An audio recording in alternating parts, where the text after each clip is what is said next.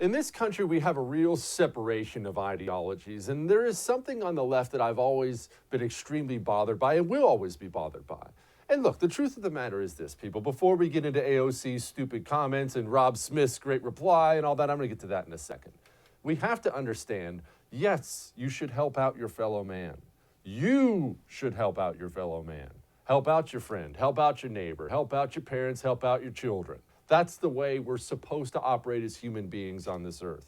We are not supposed to throw all of our money and labor at the government and just hope that some nameless, faceless government politician and bureaucrat somewhere is going to do the best they can to help somebody up. But the reason the left will never, ever, ever subscribe to that way of thinking is it takes away their power. Do you think it's an accident?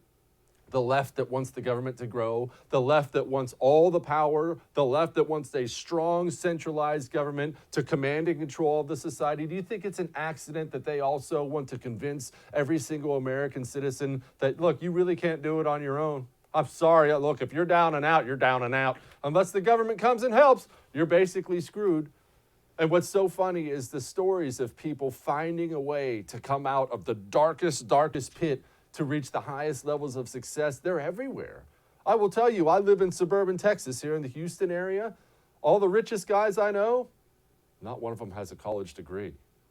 They grew up big families, poor, grinding it out somewhere, started a small business, trying and trying and trying and trying again and failing and then getting back up and trying and trying and trying again. That is the American story. The American story is a family throwing the wife and your 10 kids in the back of a covered wagon and heading out west to brave all the weather and the Indians and everything else underneath the sun just for the chance at making something better of yourself, just for the chance at making it big. That's the American story.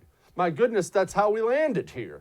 I just want to set off across the Atlantic and maybe die on the way and almost definitely die when I get there for the chance at making something better of yourself. That's what we are. That's what we are. That's our DNA. And the left absolutely hates it. So here's leftist brainchild AOC with one of the dumbest things I've ever heard in my life. Ms. Hutchinson, I also want to thank you about bringing up the poverty draft and this idea of a bootstrap. You know, this idea and this metaphor of a bootstrap started off as a joke because it's a physical impossibility to lift yourself up by a bootstrap, by your shoelaces. It's physically impossible. The whole thing is a joke.